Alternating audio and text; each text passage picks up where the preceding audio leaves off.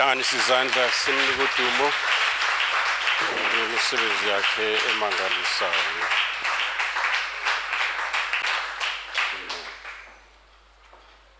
Sisem kanjalo nje. I wish to say this in a prophetic way as the Spirit of the Lord leads me, guides me. There's never been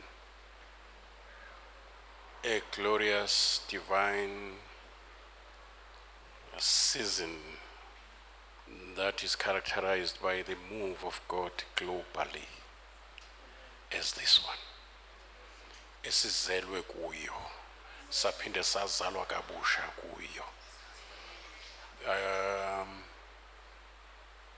There's an availability in an uncommon way yobukhulu namandla akhe. It's just a faith away from us, prayer away from us, accessing the realm of the possibilities of God. There's never been a season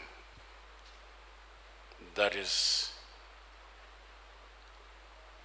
in full, should I use the word, ubukhulu obumangalisayo besivuno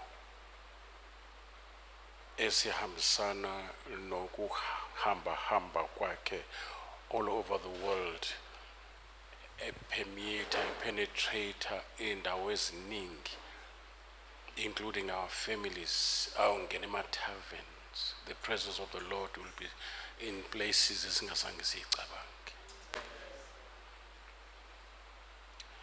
Kune availability yokusebenza kwakhe bazalwane, kune availability yezinto esizidinga empilweni esisela nesizidinga empilweni yasemoyeni. Akwazi ukuba kube khona umzalwane manje ozoqhubeka abe victim of anything. Because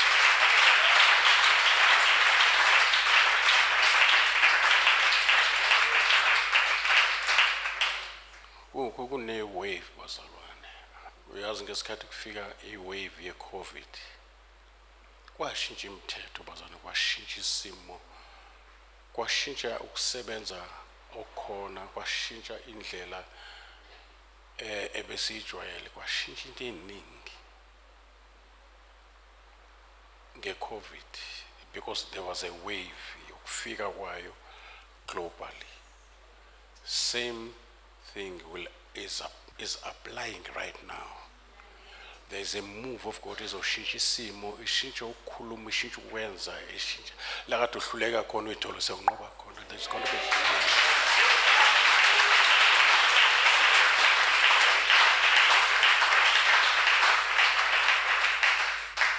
uzobanjwa yinto.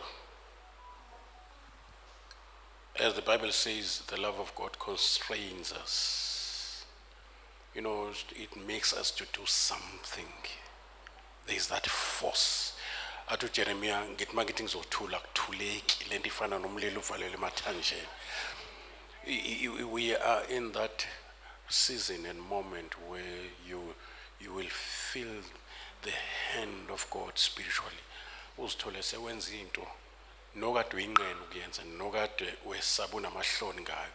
Uzithole sewumile sewutshela abantu ukuthi uJesu uyasindisa.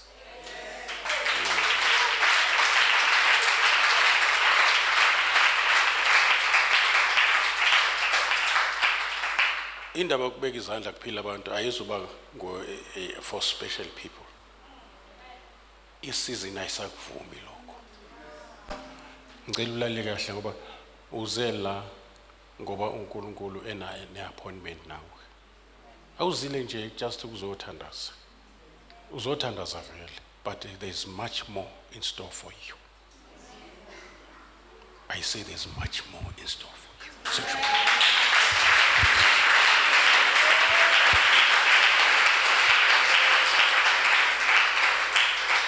Njengoba uJesu, my yoke is easy. It's a yoke. Ijogwe lelo kodwa elakhe.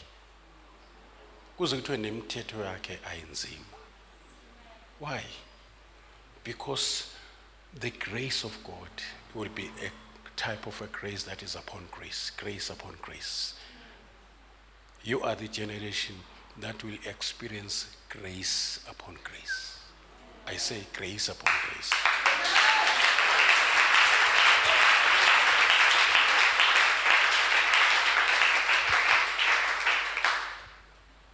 Just open your mind and open your heart so that God will fill it with His special grace. The grace of our Lord Jesus Christ, the love of our Father, and the fellowship will be with you. There's going to be a rain. There's going to be uzamcolo we grace yakhe.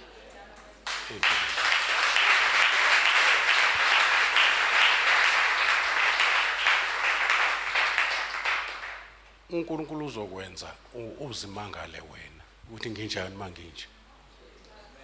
Kwenzeka kanjani ukuthi ngibe so peaceful isimo sinje. Uzokuthi you're not even struggling to be peaceful. It's something that is happening within you. He works in you both to will and to do. He, God, is working in you both to will. It's not just your will. You're not just willing to do the will of God. There's someone who is, propelling that will.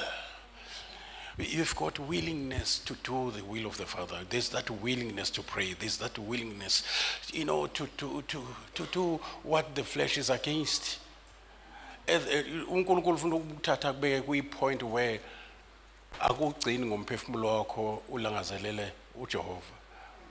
Uzozizwa sewukhuluma njengoDavid uthi nenyama yami iyakulangazelela. Meaning my body.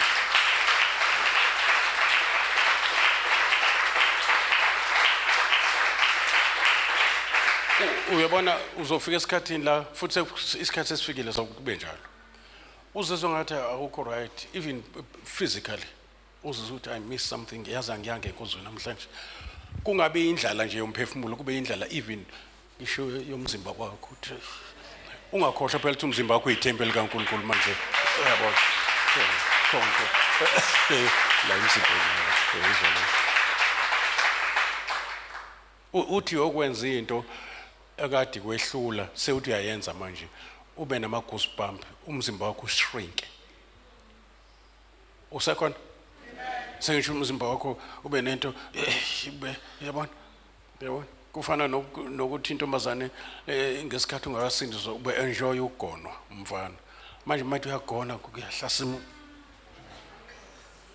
manje uNkulunkulu ufuna ihambe lento iziyofika ngisho enyameni kuma cells.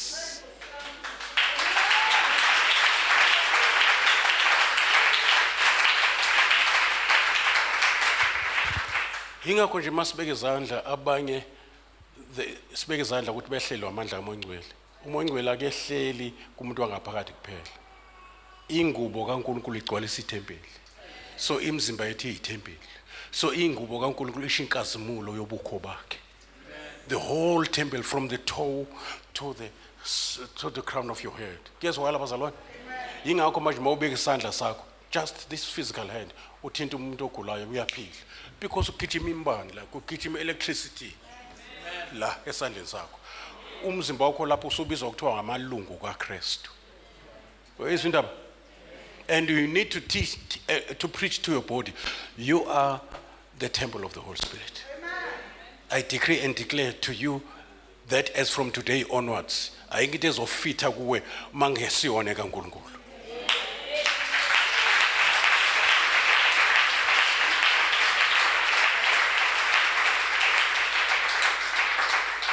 Ngizoyikhuluma yozingene lento.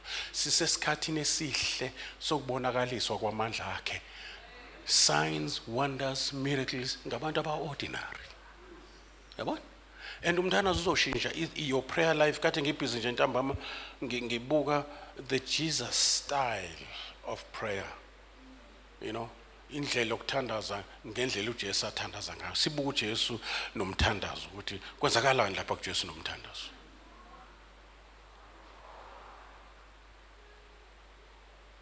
Ayikho into ozoyicela manje uNkulunkulu isentandweni yakhe angakuniki yona.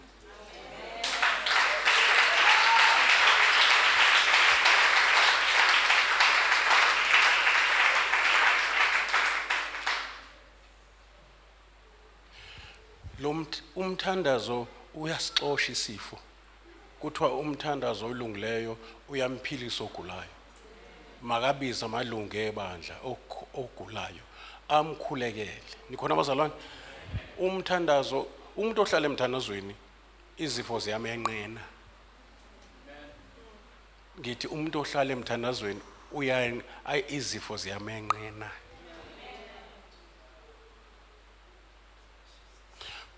Umuntu othandazayo kujinga ngisho umbheda alala kuwo.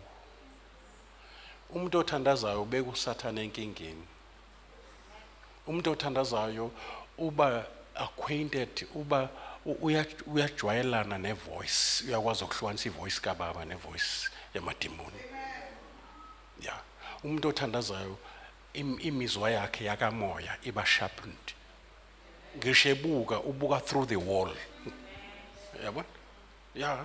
Buka at a distance, ubona into at a distance ngoba amehlo akhe ayasharpenisheka mayelapha emthandazweni.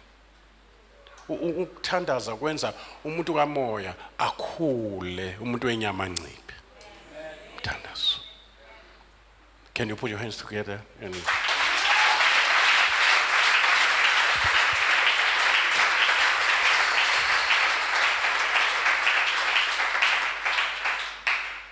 singahlala phansi just imsuzwane nje bazalwane ngeke ngizonikhulula masinyane.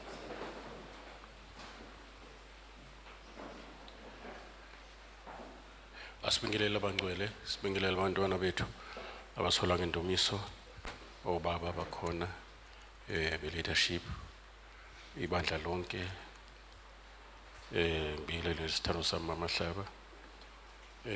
Sisekhona angazi noma ngithandaza kanjani. Sekuyakhalwa ngale Goli. Khala yonke into, khala ngisho abazukulu. Shintshani phela ukuthandaza kwenu isidedele sihambe. Please. Yeah, sesibanjwe ile iphasika ke bazalwane. Nisuke na host iphasika manje ilone lesigijimisayo up and down. Glory to Jesus.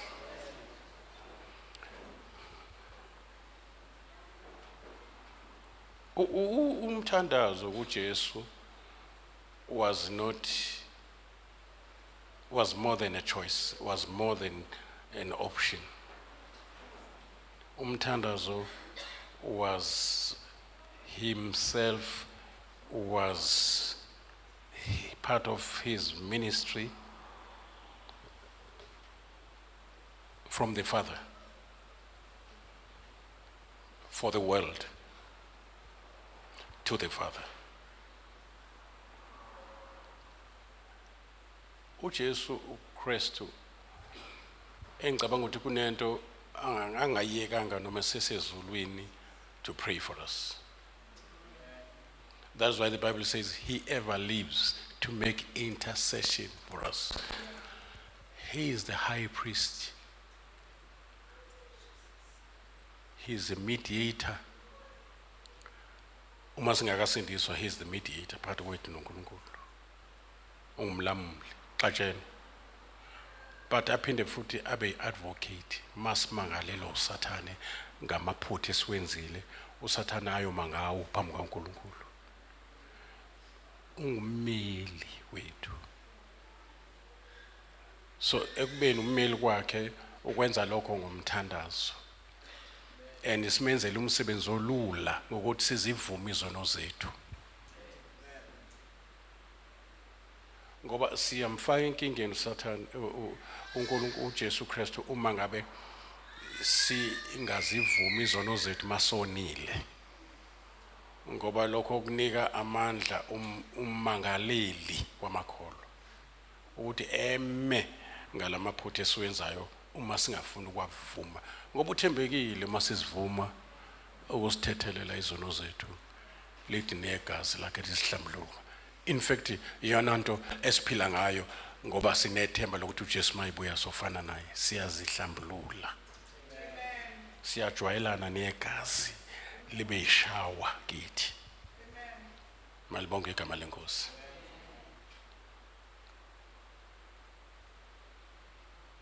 You pray for yourself, you pray for others, both abakuthanda nabangakuthandi, abakholwa nabangakholwa. You pray for them. And kubalulekile futhi ukuthi siwubone umthandazo as an investment. Senze njani? Yeah, mawuthi uJesu ethandazela abangakakholwa uthi angikhulekeli labafundi bami laba phambi kwami, sengikhulekela nalabo abayokholwa mabeshumayela lapho. That's an investment type of prayer. There's a woman ubizwa kuthiwa Anna owayehlala ethempini washeshwa hanjelwa umyeni wakhe. The rest of her life was spent in the temple praying and fasting. It was an investment type of prayer for the coming of Jesus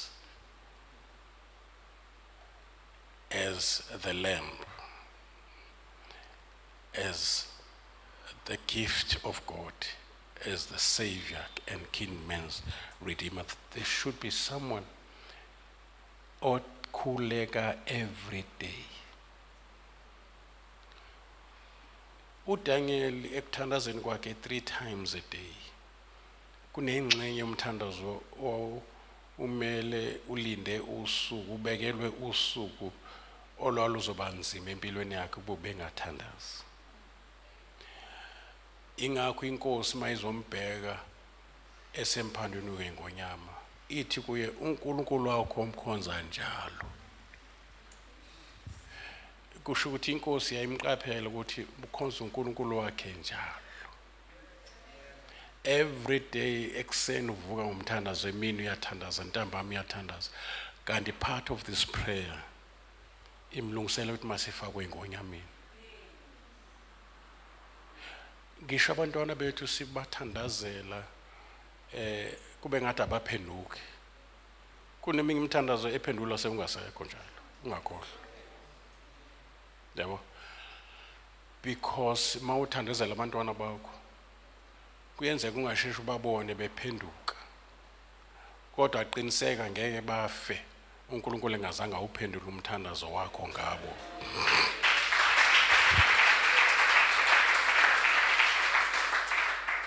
Umthandazo can be a type of investment for the souls uNkulunkulu asithengile ngegazi lakhe. Yingakho uPaulos mayikhuluma emabandleni uthi njengesibandla seFeso uthi angiyeki ukunikhulekela.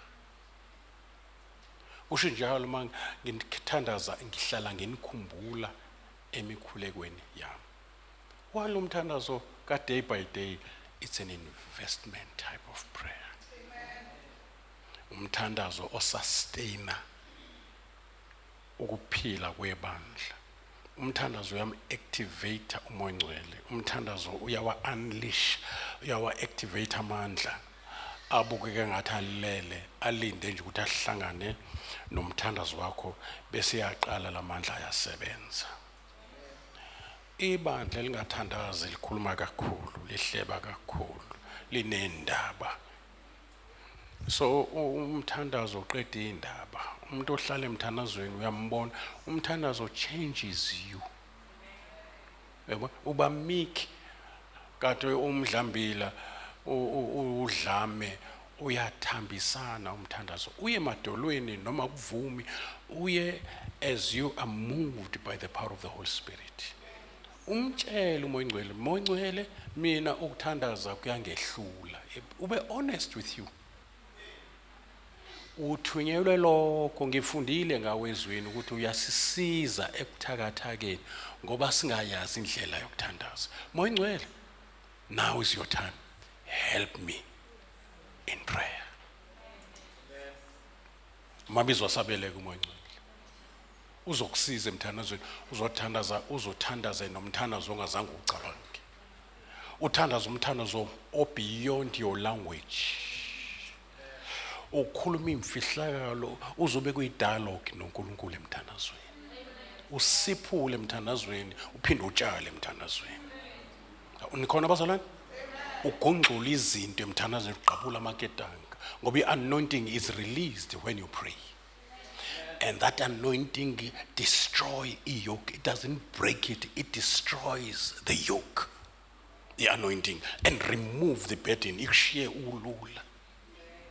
Umuntu ohlala emthandazweni akathwali insizi zomzi wakhe, inkinga zomuntu. Umuntu ohlala emthandazweni uyathwalelwa.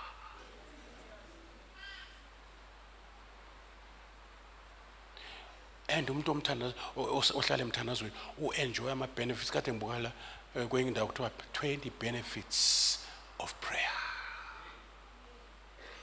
Ubone ukuthi uma ngathandazi, these are the benefits ezingilahlekelayo, and they come direct from God to whom I pray. One of the benefits zokuthandaza zokwenza uhlale ukwi-fellowship noNkulunkulu. You can even feel the spiritual heartbeat kaNkulunkulu. Nikhona bazalwane? You miss that. Umusebhizinento zakho, you miss that moment yokuhlala ezinyaweni njengoMaria. Umuntu ohlala enyaweni as a type of prayer, ukhetha kahle uJesu usho njalo. Ukhetha something ongekho umuntu ongamephuca khona. And uSathane knows very well. Uma ufuna umbona uSathane lokhuza uneasy about you, keep on praying. Spend time. You know, iba nesikhathi noNkulunkulu. Khona umthandazo esithandaza sibaningi from 1 onwards. Ukhona umthandazo omthandaza uwedwa. Zombili izinhlobo zomthandazo, they are very important for you. Ukuthandaza sengishilo, it's a must. Luke chapter 18 lithi iBhayibheli wabanika umyalezo ukuthi bamelwe. Bamelwe. Now, noma ngabe umele ukuthandaza, but you can't pray out of your own ability. Udinga the very God othe akuthandazwe to help you ngomoya wakhe to pray. Ngoba uNkulunkulu akayivalidate, it's not valid, it's not credible into yokuthi wenze something ngoba uNkulunkulu eshilo kodwa athi uyabuka athola ukuthi lokho okwenzayo ngoba eshilo akuphumi emandleni akhe okwenza lento ayishoyo.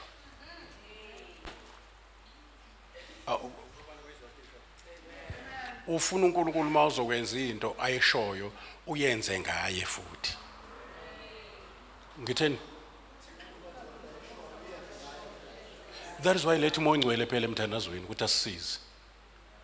That is why futhi nasegameni kaJesu ufuna ma siya kuye kungaveli thina kuvela kuJesu ngoba siya kuye in the name of Jesus. Yabona? And ufuna we understand lento yokuya kuNkulunkulu egameni kaJesu ushithi isho ukuthi akusaveli wena uKristu ovelayo. Yabona akusathandazi wena uKristu othandazayo. Awusathandazi ngamandla akho umoya ongcwele okusizayo. There is a prophetic wave of prayer you have never prayed before. Umoya ongcwele is releasing, is unpacking it for us right now. It's going to be highly prophetic, umthandazo ezothandaza kule generation. It's going to be very prophetic, and uzoba nesikhathi sokuvuka ngekhathi obungavuki ngaso. And uNkulunkulu uzokuthandazisa kwesikhathi akuthandazisa umthandazo ozosiza umzalwane ohijackwayo. Right at the nick of time ativuka ngoba yonke ukuthandaza kwakho kuzoshintsha. There's going to be a revolution in your prayer life.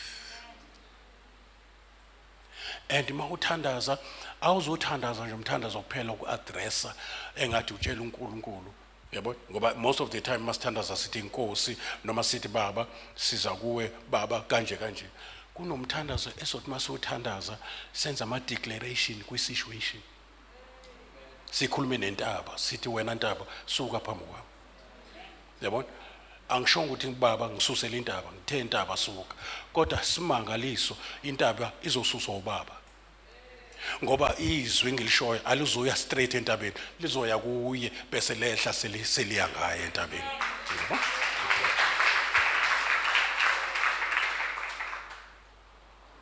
ngivumele ngikutshela ukuthi mangabe uyizwa lento ukholwa yiyo ulalelela ngikho uyabo nje ubulana nje ungakulinga ucabanga ukuthi uzele wena wedwa la yabo kunabantu ozanabo nje ubula kuqalisa emndenini wakho nje ubusisa umndeni ngokuba nelungu lomndeni elila angiyiphinde lento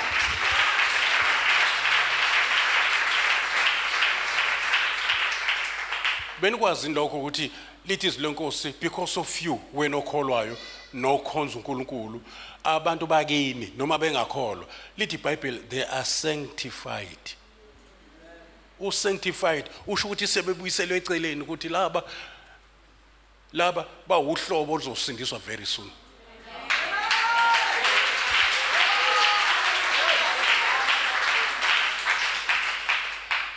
isindi ingane yakho kade ihamba negebengu beyoqhekeza amaphoyisa abashaye balale laba bawu4 kusinde yakho ingane isindiswa yini as you pray serving God ngayo yonke indlela uNkulunkulu ubheka igama lakho ukuthi likhona kule ngane yeah inomlekazi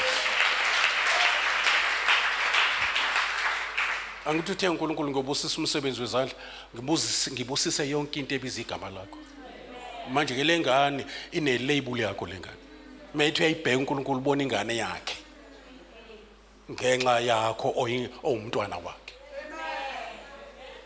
ingakho ethi Petro yelusa izimvu zami ebese ilusa idlisa ini futhi amazinyane ami uthi awakhe akasho ukuthi amazinyane ezimvu zami manje ke khonza uNkulunkulu aza uNkulunkulu uzuvele kadula uvele ngisho einganeni zakho ngisho namadimoni athi asondela abone uJesu wakho abone nawe enganeni yakho oh wait ngithi amadimoni nobuthakathi buthi ubuya enganeni yakho bungayiboni mabuqalaze buyibone enkonzweni kanti khona wena kodwa ngenxa yakho uthe mawusuka in the spirit wasuka nengane yayingeke iphile le ntombazane yalo yamama owayekhala ethi ingane yakhe ibanjwa amadimoni yayingeke iphile ukuba kezanga nayo ngomoya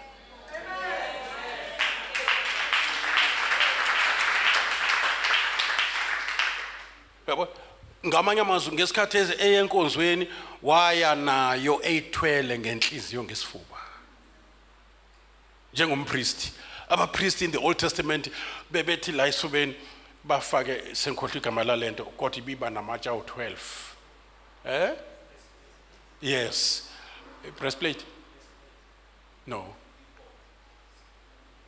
yes and then lamatshe awu12 amele izizwe zonke zakwaIsrael ezu12 so ngesikhathi engena nikhona kuyitabernacle akangeni yedwa ungena nezizwe zonke kusukela enganeni eseswini kusho gogo bangena in the hall of holies ngomuntu oyedwa manje ke ngicela utshela makhelwane awuzanga wedwa la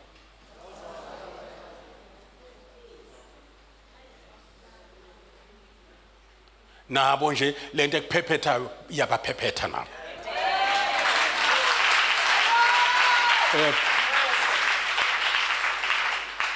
bazalwane akukho ngilaleleni ithani isilalele akukho alikho ikhona lempilo yakho umthandazo ongafinyeleli kulo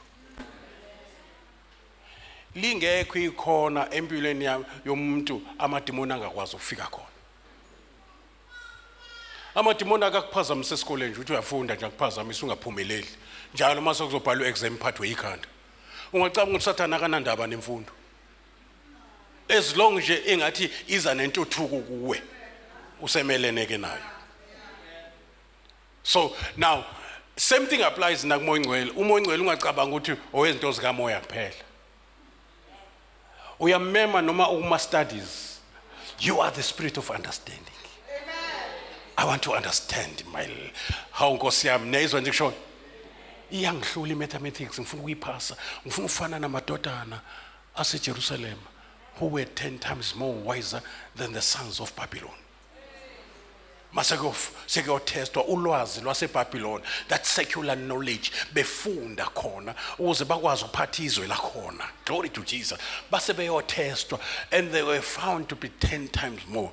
Imfihlakalo yabo babebamba isifundiso sikaJeremiah who was mentoring them. 2, they were prayer warriors. Ngisho ezotolika umbhalo ongatolikeki uDaniel waya emkhulekweni wabuya neinterpretation watolikela isizwe. Umuntu ohlala emthandazweni uNkulunkulu umlethela iinterpretation yama situations. Mayivula umlomo kuphuma iwisdom yodwa.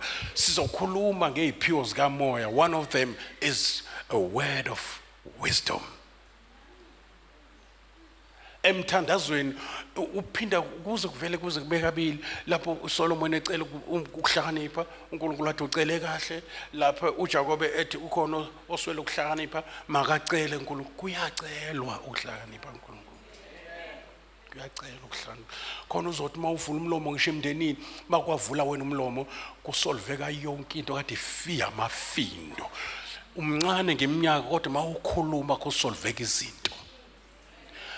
Kunezinto ezingasenziwe ungakafiki wena ngoba unokuhlakanipha okungekho natural, unokuhlakanipha okusupernatural okutholakala emthandazweni. Usekhona la endlini?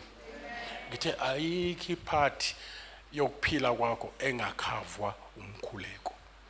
Umkhuleko ukhava zonke izinto. I remember uEzra noZerubabel besuka eBabylon sebe eJerusalem behamba noIsrael. Inkosi ya-offerisha ukubanika amasoja for security. Ngifuna nilalele la. But uEzra wakubona ngathi kuzoba amahloni phambi kaNkulunkulu ukuthi baze bavikelwa amasoja a-offerishwa inkosi yase-Assyria. But inkosi siyayibonga offer yakho. Sicela usinike ithuba. We are going to fast and pray for security. Ngoba indlela ababezoyihamba from Babylon to Jerusalem, it was dangerous. So base beye emthandazweni boyofuna isecurity. Uthi akwehlele wona izulu lizoprotecta. Kuthiwa mawufunda uyakhumbula inkosi yaseSyria eyayithreatenisha uHezekiel. uNkulunkulu wasiveza ukuthi uNkulunkulu wathumela ingilosi eyodwa yahlasela yabulala amasoja enkosi yase-Assyria awu 185,000 one angel. Manje kuthiwa ingilosi zizinceku zizisebenzi zihamba nabo abadla ifa lensindiso. Once uthi ngamamukela uJesu kuba nengilosi edeploywayo egade ukuphuma nongena kwakho.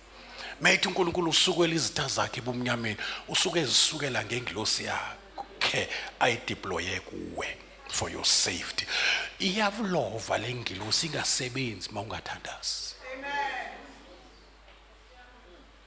Usekhona la endlini? Yayingeke yehle ingilosi esindisa uPetro ungazange kuthandazwe emhlabeni. So uma ufuna ukuyilovisa ingilosi udliwa amadimoni udlala amadimoni lala ungathandazile.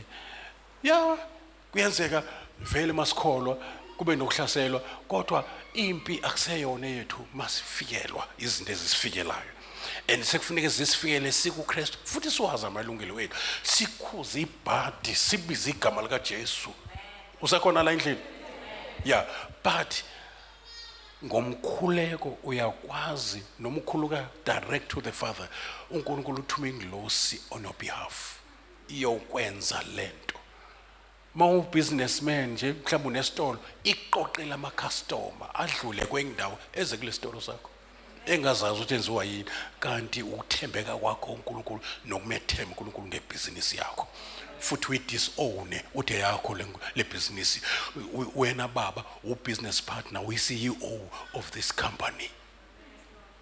Ukusho lokho emthandazweni wenza ama-vows emthandazweni ukuclose ama-deals noNkulunkulu emthandazweni.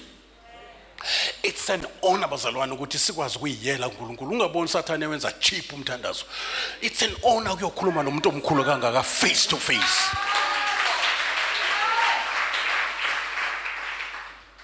it's an honor. Kwakungafanele nokuthi sibize ngisho igama lakhe. uJesu benelungelo lokuthi okay manje yababa nizoya ngami ngeke nikwazi ukuyiyela mina ngizoniyela kodwa wathi no yani nina kubaba but in my name. That's the greatest honor ever given to a creature. Ukhuluma nomnikazi weuniverse yonke inkosi yamakhosi into ehlala ikhazimule engabhekeke emehlweni kodwa sisondele siyongena kwingcwele ngcwele engakhiwanga ngesandla somuntu siguqela kodwa spiritually siyongena ikholwe lento because you are a spirit being having a soul living in the body kholwa izinto zikamoya ngoba they are more real kunento ezibonwa ngamehlo. Kuyezwakala bazalwane sinelungelo lokukhuluma nomuntu omkhulu. Lithi iBhayibheli uma ababili kuvuke lento ngisathanda in fact bese ngihlela wathi uMongcwele qhubeka nalendaba ukuthi izulu cannot intervene. It is illegal for heaven ukuzolamula emhlabeni without abantu abasemhlabeni saying anything to the heavenlies. Why? Because uNkulunkulu hlonipha iprotocol. Because I used to ask myself, uyabona kuba kuhle ukuba ubuza imibuzo akusona isona. Abafundi bebembuza there are 3,000 questions in the Bible. Uyezwa nje ngisho? Yeah, so we are not, it's not wrong to ask questions. Yona ndlela yokufunda. So I used to ask myself, sithandazelani uNkulunkulu azi ukuthi vele siyakudinga lokho. Anamanyizwa ngisho. Why sithandaze? Simtshela into angayazini uNkulunkulu masithandaze. Why ngavele yenze nje singathandazanga? Wangitshela uMongcwele ekugcineni wathi khumbula ngibeke wena la to have dominion on earth. Kukhale sakhe isicathulo ngemvume yami. You are there mandated by me to have dominion over all the works of my hand. I have crowned you with glory and honor to be my representative before the works of my hands. Okay. That's why I said, let us make men in our image. Ngoba ngifuna phambi kwendalo yami ku express ke my image through you. Okay? Adlula lapho. Lathi izwi izulu lingelakhe kodwa umhlaba unike abantwana babantu. Oh, umhlaba has been given to us to possess, not to own. Joshua indawo othe wanyathela kuyo leyo ndawo ngikunikile, you will possess the land. Sinikiwe igunya to possess. Nikhona nonke bazalwane? Now njoba uNkulunkulu umhlaba ewunike thina, so I protocol emiso yena akufuneka ayihloniphe naye. Okay. Laselithi izwi uyakhumbula yini ukuthi abafundi mabecela ukuthandaza, mabecela uJesu ukuthi abafundise ukuthandaza wathi abathini? Wathi abothi intando yakho mayenzeke. Sheshana, intando yakho mayenzeke kuphi? Njoba yenzeka kuphi?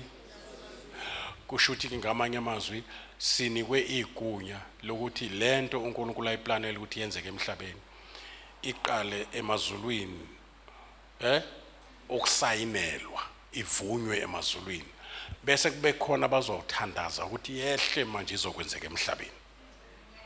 Sinikwe lelo gunya ukuthi intando kaNkulunkulu ngomhlaba i-downloadwe yithi sithandaza umthandazo owehlisa intando kaNkulunkulu ukuthi izokwenzeka emhlabeni. Okay. Right? Now, encwadini kaMatthew chapter 18 lithi uma babili emhlabeni asho ngoma ababili emhlabeni ekuthandazeni kwabo bevumelana ngakho konke lokho abacela uNkulunkulu. uNkulunkulu osezulwini, yabona manje kuhlangana izulu nomhlaba futhi. Yeah. Siqale ngokuthi simbone kuGenesis. Ehlanisa izulu nomhlaba ngisho enziwa umuntu, kwathathwa inhlabathi, umhlaba lo. Kwaphefumulela umoya, izulu leyo. So emntwini kuhlanganiswe izulu nomhlaba. Umoya wenza ukuthi abe ne-access, abe ne-ability to communicate with God as a spirit man, because God is a spirit. Wayesembeswa umhlaba ukuze mayiphethe emhlabeni, umhlaba ugqoke ube overall yo corresponda nomhlaba. Ngoba once uphumela emzimbeni awusavumelekile. Njengoba ngishumayela nje ngeze nikhiphela amehlo, once umphefumulo wami uphuma emzimbeni akusafanele, akusekho legal ukuthi ngishumayele phambi kweni ngingayigqokile overall. Ungayithathi kancane overall, iyona nto efana nepermit. Abantu baseZimbabwe mabela nabantu baseNigeria mabela kufuneke babe namaphepha okuba la abavumelayo. Nisikhona la endlini? Once ngiphume emzimbeni angisadingeki la. Indawo ziwu2, iHades neParadise.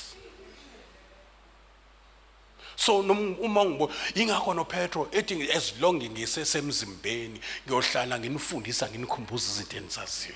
Athi uPaulos it's for your advantage ukuthi ngibe semzimbeni kodwa bengikuthanda nokuba senkosini.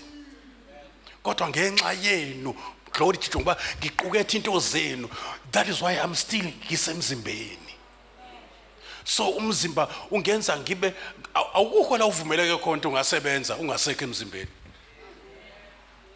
Ingakho uNkulunkulu ethi asuphathe kahle siunakekele. Usekhona?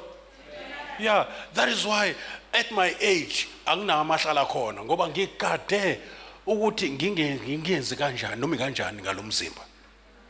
Ngoba ngase ngihambe before time ngenxa yokungawukhathaleli nongawunakekeli. Angisakhuluma njengoba sobizwa kuthiwa uyithempeli likaNkulunkulu futhi ungamalungu kaKristu. Amalungu kaKristu uNkulunkulu uKristu mayisebenza usebenza ngamalungu. Mangibeka izandla phezulu abagulayo ngisebenzisa amalungu omzimba. Kuphila abantu. Kodwa angisakwazi ukwenza lokho uma ngingekho emzimbeni. So noNkulunkulu mayezofika ezokwenza umsebenzi ebantwini ufuna umuntu onomzimba. Afuna uMose, afuna uAbraham. Yabona?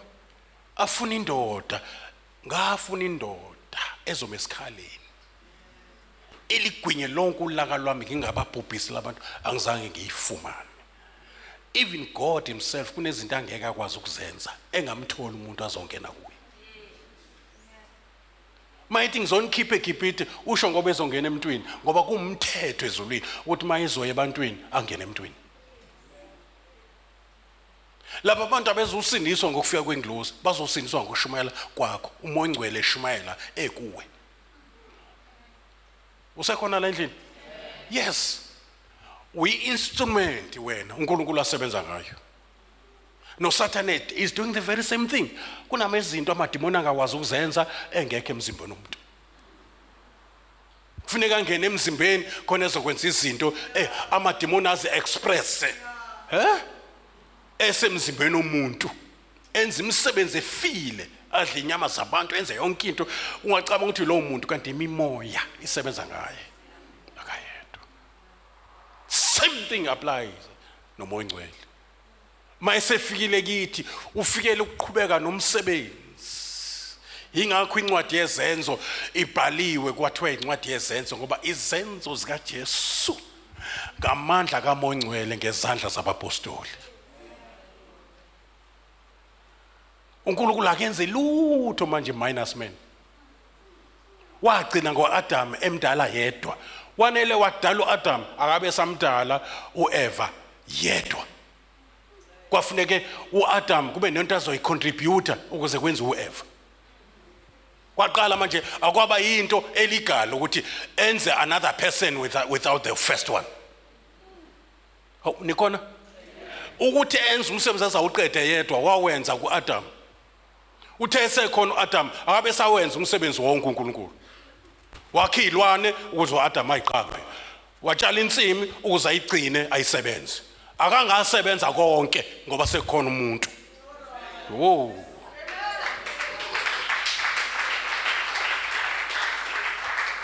Wo. Ucabanga ukuthi njengoba usindiswa nje, usindisiwe nje, ukusindiswa kwakho sekuyichance kuNkulunkulu ukuthi awubambe ifamily ngawe. Ngoba befuna ukuthi uzongena ngobani ukuze aye kuma members of the family. Kufuneka akhethe yedwa lokhu ifamily njengoba enza kumama Hlaba wakhetha yena yedwa wayesengena ngayo yonke ifamily yakwantshiza. Ingakho ethi uNkulunkulu mawukholwa wena uyosinda wena nendlu yakho. Lo muntu beyicelela yena, yabo? Yethi ngenze njani ukuba ngisindiswe, bathi kholwa uyosinda. Lento yokukholwa kwakhe kwathiwa izophumelana nasenganeni zakhe. Kuthiwa zasindiswa ingane zakhe ngenxa yalo ngoba kusho ukuthi uNkulunkulu uthola ithuba lokuya emndenini ngomuntu osemndenini. Ya, ngoba sasho manje ngiyabonga uNkulunkulu ngisindiswe ngedwa ekhaya, akusasebenzi kanjalo. Ungakulinge bazobanjwa bonke futhi njengoba unika ubukhosi nje bokubusa nje unelungelo lokudeclare uprofesaye usho something.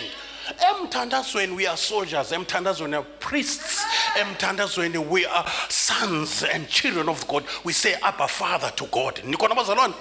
Emthandazweni we are worshippers. Emthandazweni we are strong men binding the strong men. Emthandazweni we are watchmen. I have set upon I've set I've set watchmen upon thy walls, O Jerusalem. They shall not cease day and night. Bengakunika ukuphumula Jehova bekhumbuza emthandazweni ukuthi ezwini lakho uthe baba manje sifuna kube ukuthi ngoba ezwini lakho uthe. Glory to Jesus. Uba ushintsha amakepisi emthandazweni uthi usaqoka ikepisi lokuba yisoja uphinde uqoka ikepisi lokuba yinkosi lapho uswenza ama instruction uyacommand ama situation uthi lokho akuphusukele ngala kubheke ngala uyalwa emthandazweni. Mawufunda Romans chapter 16 I think lapha ku verse 30 something uthi uPaulos yilwani kunye nami ngokungikhulekela kuyaliwe emthandazweni. Kuyaliwe emthandazweni. Once you kneel down and pray, sometimes usithola sewungenyawo sewukhuluma ugijima la ngoba manje khonto inyathelayo. Oh Jesus Christ of Nazareth. Leyizwa nje ngisho ulanda izinto zakho kuNkulunkulu emthandazweni. Uyibambe ngesandla uzibambe nezabantwana benu. Izomndeni uyibambe ubambe insindiso wabo uyibambe ngoba uthe makukholwa wena uzosinda nendlu yakho bazothola insindiso ngawe as you decree and declare and God will establish everything.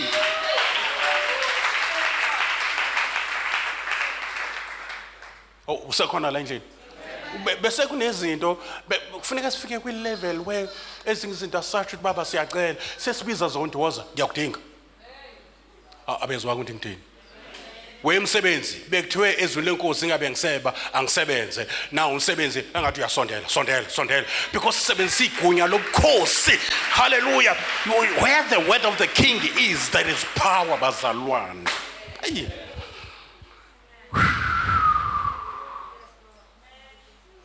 I've been watching ingcezu kaNkulunkulu zithandazela abantu abanesimo esingagwinyisa mathe esidinga miracle.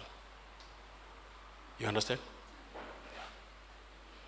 I remember it's many times ngiyibuka lento nasemvuseleni zethu noba mashicila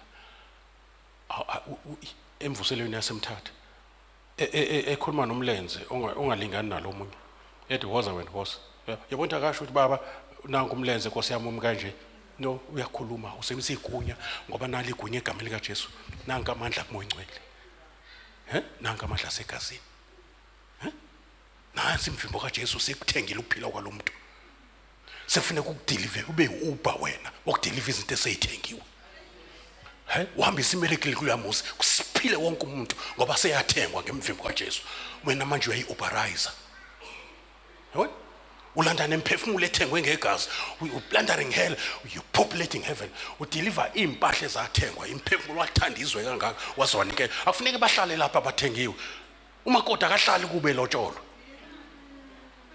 Ngikhuluma nawe ngithi umakoti akahlali kuba achitha iminyaka kanti sekwalotsholo. Manje nathi sesalotsholo ngegazi kaJesu. Sekufanele manje siyolandela imphefumulo esiyathengwa ngegazi ngoba kathandanga a certain sect of people wathanda izwe kangaka. Kufanele nomhlele eduze komuntu etaxini uthi ngihlele empahleni eyathengwa. Gazi yo deliver abantu manje ngadeliver mina iye kumnikazi oyithengile. Ingakho izulu lijabula ngophefumulo wawo owodwa ophendukayo ngoba manje uJesu vela bonke angifela ngizwe. Ngeke ujabulise izulu lingakujabulisi. Angikhuluma nawe njalo.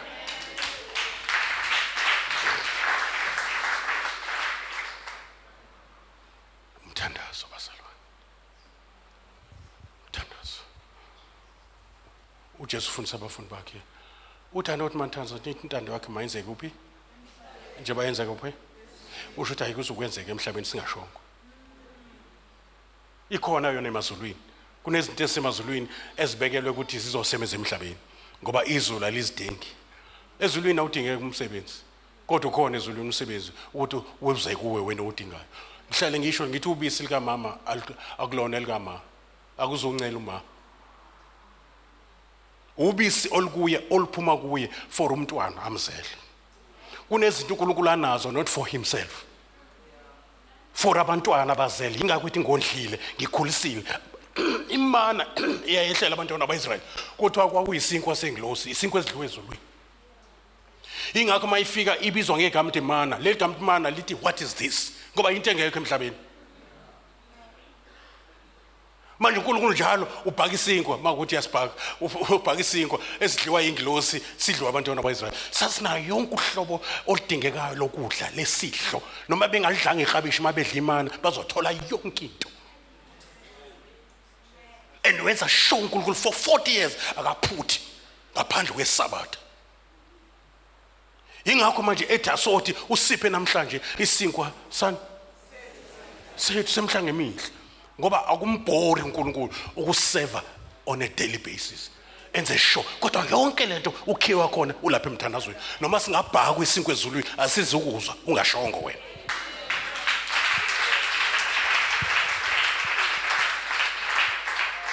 Isinkwa simele izidingo zakho usesemhlabeni usesemzimbeni. O electricity, izindlu zokuhlala, ingubo zokugqoka, amanzi owaphuzayo, ukudla, glory to Jesus kuya kwengane esikoleni, isinkwa leso. Kodwa uqali ngazo, lithi iBhayibheli, ufuna uqala umbuso ingakho uqala ngokuthi umbuso wakho mawufike, intando yakho mayenzeke before uthi siphe namhlanje isinkwa sethu. Ukuze siyafika isinkwa sekhona umbuso kaNkulunkulu.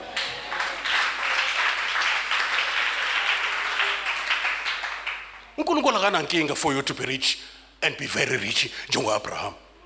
Abraham was not just rich, he was very rich. Yasuleleka endodaneni yakhe uIsaac. The way he was rich baze bamsabo Isaac but akahambe, he's too much for them. If he did that to your father Abraham, little Bible, Christ was made a curse for us by hanging on the tree, meaning he was taking every curse from you. How? By hanging on the tree. So that the blessing of Abraham will be upon you. Whether the devil likes it or not, unless you are aware of it and believe it, you must know as from today, let the devil know that you know that the blessing of Abraham is upon you.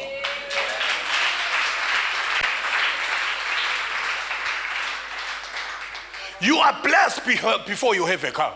You are blessed before you have a house. You are blessed before you have izinto ezidinga kulokuphila. Zona lezi zinto, they are just symptoms of a blessing.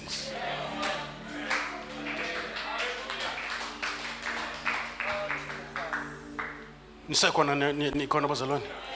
No. Asiphume asihambe uthi Paul uthi Petro, khethani amadoda azokwenza lo msebenzi wokulungisa izinto zasematafuleni ngoba thina we have devoted ourselves to prayer and to the ministry of the word.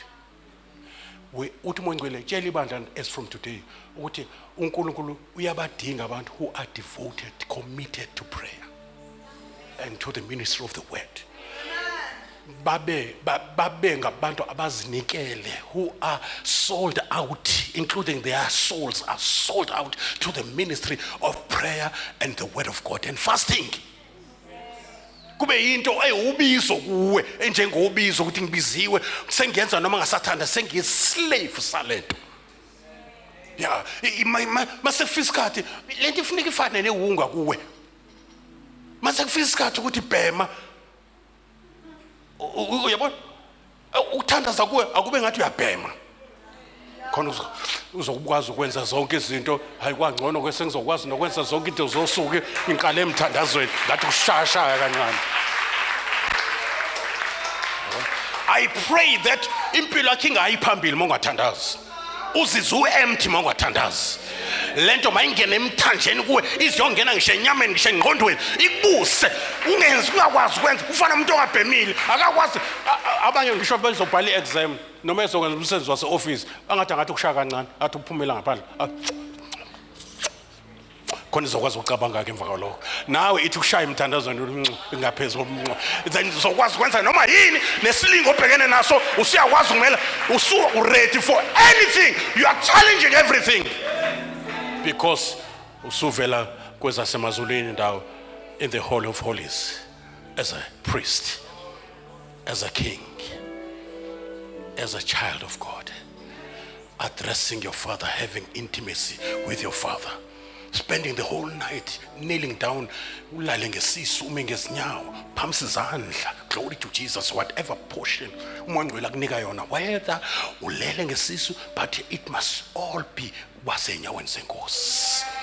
And expect something from the Father, a word from the Father, a prophetic word, and see visions khona lapho. Azitholakala ubhizi lezo zinto, zitholakala usendaweni uNkulunkulu hleli ulinda uNkulunkulu.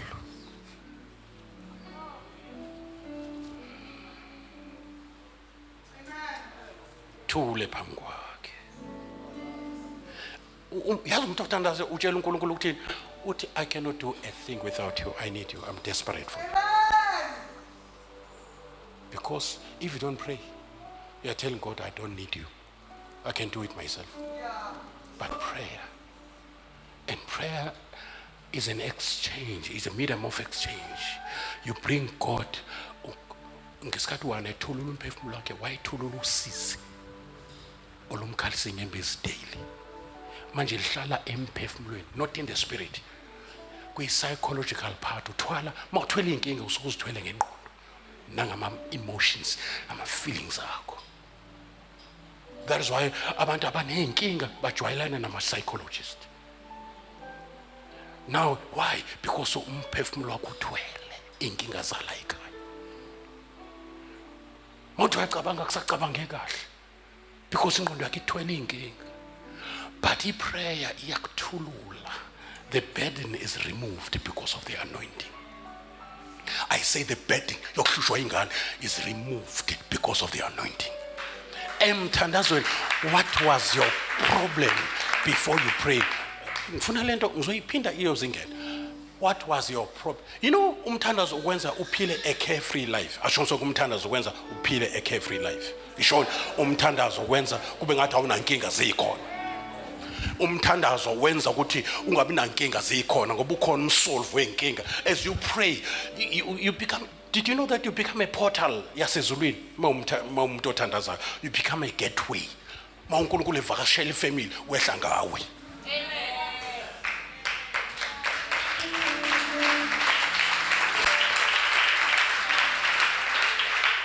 Mina ngifuna abantu baze bathi mawufika bathi awafika uJesu. Uzalunga izinto. Awusikhunjulwe namhlanje sihanjelwe izulu. Akubize ngayo yonke into, akubize ngoJesu, akubize ngezulu ngoba uyazi ukuthi awuhambi wedwa. Angithi kunabantu ababizwa ngagogo beyamantombazana kodwa gogo bani gogo? Yebo gogo. Kusho intombazaneni ngoba ingenwa abaphansi. Manje nawo ithi mawufika kuthi awulangena izulu. Azasho nomunye athi ngiphupha ufika ngapha ebusuku ngaphupha ngisho ingubo zakho kwathi wakhona uzayo yonke lenkinga la ekhaya yokuphithizela kwala ekhaya ukhona uzayo.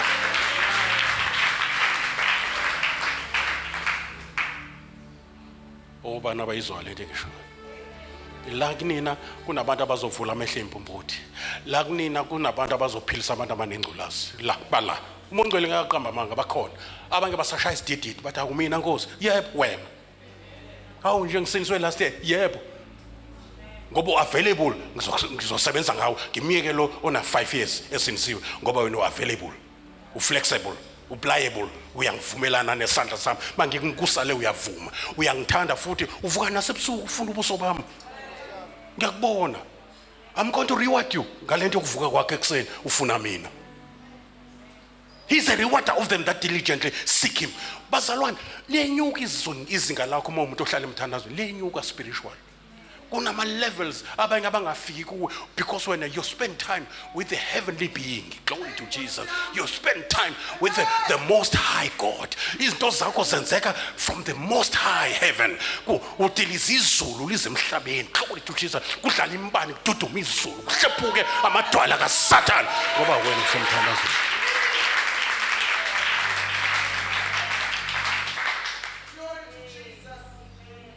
Ungamsabheka ubuthakathaka bakho kwesikhathi uyabiya uNkulunkulu bekuthakatha ngamabomu khona ezofaka amandla akhe. Glory to Jesus. Uthi noma uNkulunkulu esekusebenzisa uthi umusa bazalwane. Awu yonke enkulu lento enkulu kangaka mhlambe soyi multi-millionaire yabona nje in your account sekhona 15 million nje. Hawu wenza ngani umusa bazalwane. Nami I could not do this. It is the grace of God. Obana but we devote, we dedicate, we yield, we are selling our soul to the ministry of prayer. And the Holy Spirit is ready to make it possible for us. What is being our champions when it comes to prayer. Uma ngisanje emadolweni ngisaya athi amadimoni hawa nange yothandaza kubhedile ibhemile nange ngoba kuyaziwa manje ngathi baba kuzohliphuka isihlalo sikaSatha kuzochitheka umhlangano wamadimoni phansi kolwandle. Glory to Jesus. Ngiyadisturba. I'm a terrorist. Yasezulwini. I'm terrorizing the kingdom of darkness. Kulwele lokhu uSathane athuthumele phambi kwakho akusabe athi angisabe wena kodwa ngisaba lento kuwe ngoba greater is he that is in you. Uzanyakaze asebenze aveze ubugreatness emthandazweni. You are binding the strong man. Asho sonke emthandazweni I'm binding the strong man. Yeah, lento esihluphile la ekhaya lenyoka esihluphile la ekhaya uyibopha izandla nenyawo imethi nsi ngegama lika Jesu usho na uthi sekufike mina ke manje egama lika Jesu. Don't be shameful. Don't be apologetic. You must know who you are in Christ. I say you must know who you are in Christ. Sesilalele nkosikazi la inyanga si ethi hawo mina ngusibani asayithakazela azisho ngayithakazela mina ngusibani nokasibani what helala bandethe akekho nje ongalenga ha ngiyabonela abafana abangabafanyana abathi bazenyanga mina ngikuzimayelanga inyanga mina ngiyubani azisho because he has that self confidence akanayo ipoor self image. Usekhona lendli akanayo ipoor self image. uPaulos noSilas besejele kongathi bona abaphethe bathi nje ungazibulala sikhona sonke. Wabona ngisho emkhunjini umkhumbi ngesikhathi uhlephuka wayebhizi uPaulos captain of the ship kade eyisiboshwa eseRome kodwa he became the captain of the ship. uNkulunkulu namandla ukuthatha kuphakamise ikhanda lakho libe ngaphezulu kwekhanda lezitha zakho.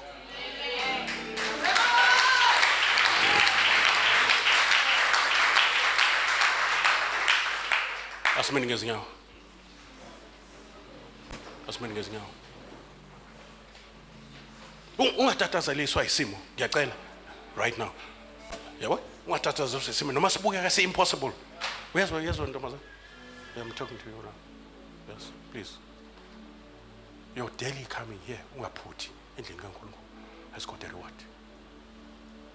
Futhi awudluleli wena la udlula khona. Udlulele uzobasiza kusasa. Because all things work together for good. Athu David wangisiza uba ngidlule inhlupheko ngihlushwe ukuze ngifunde indlela zakho. Mawuhlushwa indoda ususensiwe uyenza inkozo yomfazi njengowesifundiso sezwi. Don't worry about anything. ayisahluphi wena nendoda, ihlupha okubizile, isihlupha yena. Le nhlupho ayisafuni wena manje. And kufuneka ube ne-positive interpretation of ama-experiences odlula kuwo. Uthi no, uNkulunkulu is busy with me here. He's preparing me for abantu engizobasiza abadlulela ngidlula. Lithi iBhayibheli uJesu elingiwe uyakwazi ukusiza abalingwayo. Kunezinto odlula kuzo ube ngathi uNkulunkulu kushiyile. Kanti khona uthi i-demand ye-ministry yakho. Kunabantu ozobasiza manje kufuneka udlule ukuze ube ne-understanding, ube ne-empathy. Uma ekhala kusho usheshe uzwele ngoba uyayazi lento akhala ngayo. Yabo awuzulu ukuthi wenza ungakholwa. No, ubazi kahle ubuhlungu la bala idlule khona. Then uNkulunkulu ukudlulisa amabomu uzosiza abanye. Wonke umuntu la uthi mongcwela ngisho, wonke umuntu la endlini. Impilo yakho pray ngokwasemthandazweni. uNkulunkulu seyinyosela kwelinye izinga. And umongcwela iready.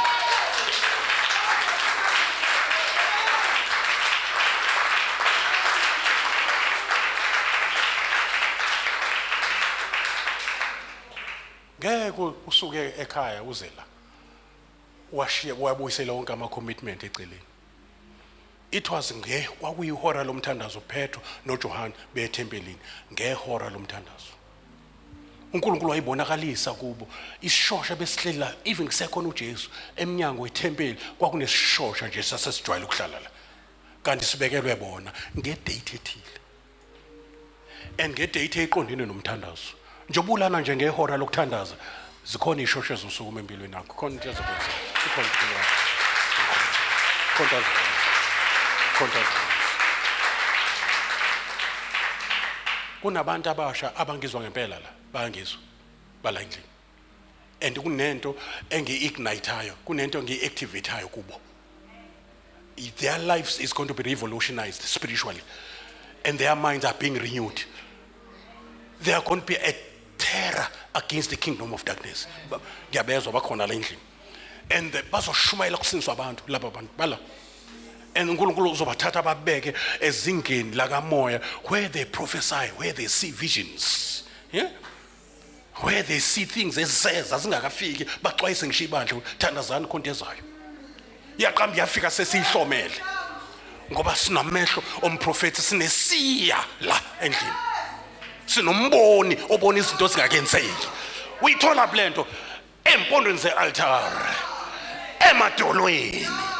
Udlalela ifilimu yezulu azatshelwe namaqhinga kaSathane. Ndiyabona uSathane uyakuplanela. Sengimplanele nami using your prayer. Hallelujah. Egameni lika Jesu Kristu waseNazaretha. Egameni lika Jesu Kristu waseNazaretha. I say egameni lika Jesu Kristu waseNazaretha.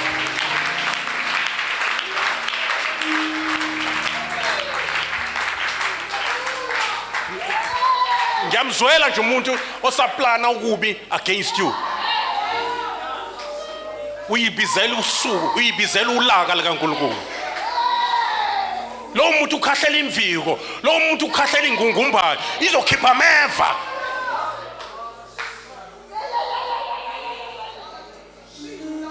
Ikontenzeka ngisho emndenini wakho njengoba ngikhuluma nawe nje, as I prophesy over your life, there's a spirit that is released upon your life right now. I say there's a spirit of God that is being released upon your life. You're not just hearing the word, you are receiving the anointing of the word. Maro shakalabasa.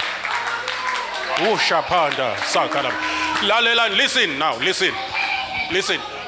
Usazokubona into ekhala umuntu ethi kufika amasela athatha yonke impahla yami. Ha, usho kubani pho? Usho kuyiambassador yasezulwini. But hayi so ilungisa. Izobila kusasa lo impahla izobila. You will decree a thing and God will establish it. Hey, Nkosi yami. Jesus. You will decree a thing and God will establish it. In the name of Jesus. This is 2025. It is the year of the Lord. This one in Jesus' mighty name.